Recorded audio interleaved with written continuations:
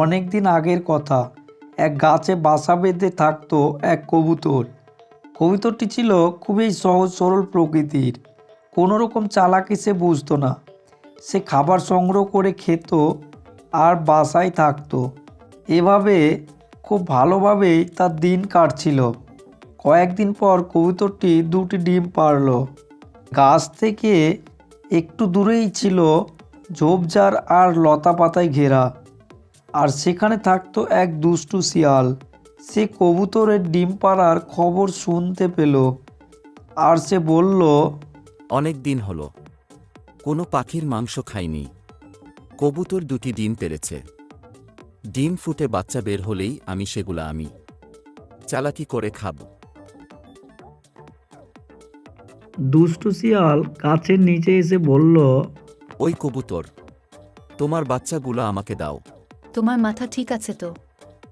আমার বাচ্চাগুলা কেন দিব তোমায়? আমি সেটা পারবো না।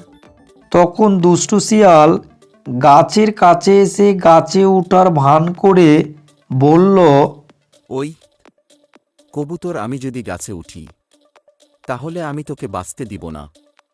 তোর বাচ্চা তো খাবই, তোকেও আসতে হবে আমার পেটে।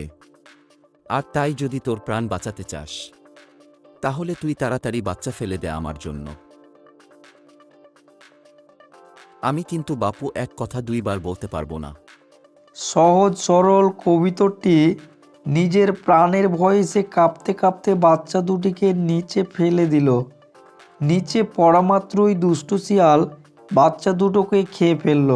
বা বা বা অনেকদিন পর পাখির মাংস খেয়ে আমি খুব তৃপ্তি পেলাম। তোকে অনেক অনেক ধন্যবাদ কবুতর। এই বলে শিয়াল সেখান থেকে চলে গেল। কবুতরটির আবার ডিম ফুটে দুটি বাচ্চা হলো।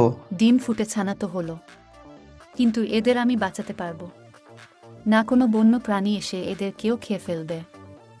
ওই দুষ্টু শিয়াল যদি আবারও আসে তাহলে তো বাধ্য হয়ে শিয়াল খাবার হতেই হবে। চিন্তায় চিন্তায় কবুতরের ঘুম আসে না। চিন্তিত মনে বসে আছে কবুতর। ঠিক তখনই এক বক যাচ্ছিল নদীর দিকে। নদীর পাড়ে বকের বাসা। কবুতরকে চিন্তিত অবস্থায় বসে থাকতে দেখে বক বলল, কিরে কবুতর মশাই, বসে বসে কি চিন্তা করছো? তোমাকে তো খুবই রোগা দেখাচ্ছে। তোমাকে বলে আর কি হবে ভাই? আরে আমাকে বলেই দেখো, যদি তোমার কোনো উপকার করতে পারি। নির্দ্বিধায় খুলে বলো তোমার কি হয়েছে। যদি তোমার উপকার করতে পারি, কোনো সমস্যায় আছো নাকি? কবুতর তার চিন্তার কারণ বককে খুলে বলল। কবুতরের কথা শুনে বকও বুঝে গেল যে সে দুষ্টু শিয়ালের খপ্পরে পড়েছে। কবুতর সহজ সরল বলে শিয়াল তাকে বোকা বানিয়েছে। হায় হায় হায় হায়, তুমি অনেক বড় ভুল করেছো ভাই। তুমি মা হয়ে কেন নিজের বাচ্চাকে শিয়ালের মুখে তুলে দিয়েছ? তুমি যদি তোমার বাচ্চাদেরকে ওর খাবার না বানাও, ও তোমার কোনো ক্ষতি করতে পারবে না। কারণ শিয়াল তো কখনই গাছে চড়তে পারে না। তোমাকে ধোঁকা দিয়ে বোকা বানিয়ে সে তোমার বাচ্চা খেয়ে নিচ্ছে। সে বড়ই চালাক। শোনো, আবার যদি শিয়াল আসে আর তোমাকে ধমক দিয়ে বাচ্চা খেতে চায়, তাহলে তুমি তাকে কঠিন জবাব দিবে। বলবে পারলে গাছে উঠে খেয়ে যাও।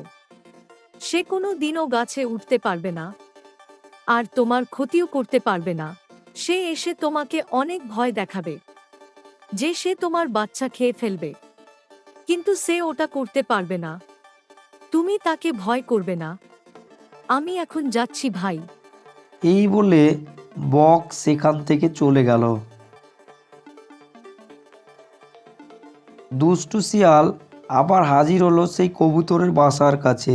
ওই বেটা কবুতর, তোর বাচ্চাকে ছুঁড়ে ফেল নিচে। তাড়াতাড়ি বাচ্চা দে, আমার এখন ক্ষুধা পেয়েছে। তাছাড়া আমার এখন কাজও আছে। তখন কবুতর বকের শোনানো কথাগুলি তোতা পাখির মতো বলে দিল। তোমাকে আমি আমার বাচ্চা দিব না। শিয়াল ভেবেছিল এবার তাকে বেশি কিছু বলতে হবে না।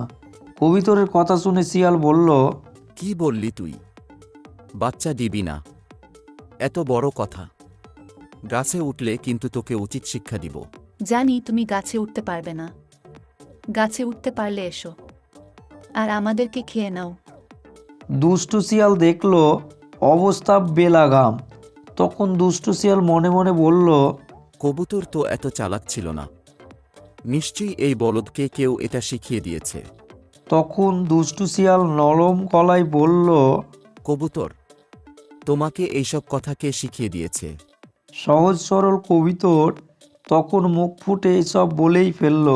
এইসব কথা আমাকে বক শিখিয়ে দিয়েছে। তাই? তুমি কি জানো বক কোথায় থাকে? তখন বোকা কবিতর বলেই দিল, বক নদীর ধারে থাকে। ও তাই? এই বলে শিয়াল নদীর দিকে হাঁটতে শুরু করলো। পথ চলতে চলতে শিয়াল বলল, বেটা বক, কত ধানে কত চাল তা তোকে এবার আমি বোঝাবো। শিয়াল নদীর পাড়ে গিয়ে দেখলো নদীর পাড়ে বক দাঁড়িয়ে আছে।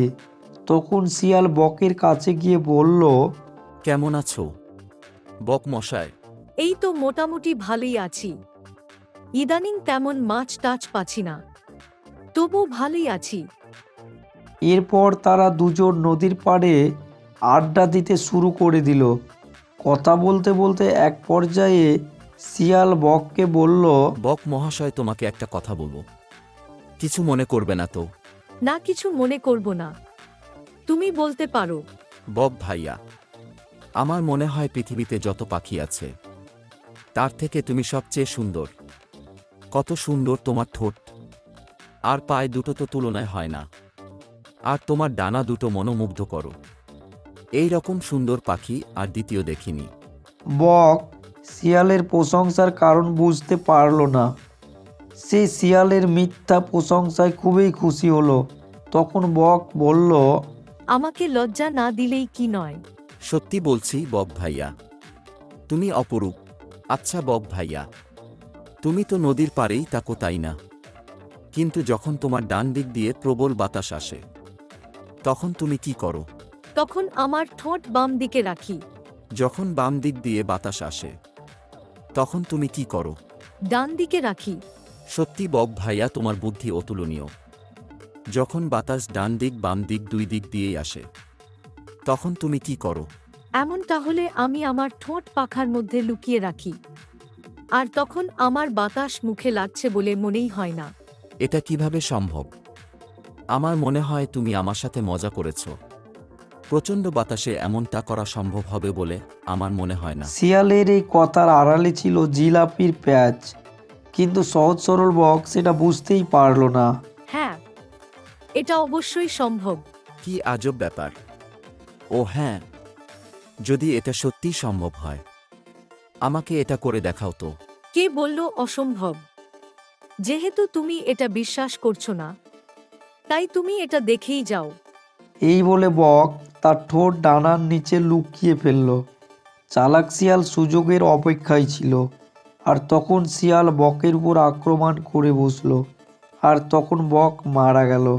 হে বক, তুমি কবুতরকে আমার হাত থেকে বাঁচার উপায় শিখিয়েছ, কিন্তু তুমি নিজেই জানো না নিজের জান বাঁচানোর জন্য বুদ্ধির প্রয়োজন হয়।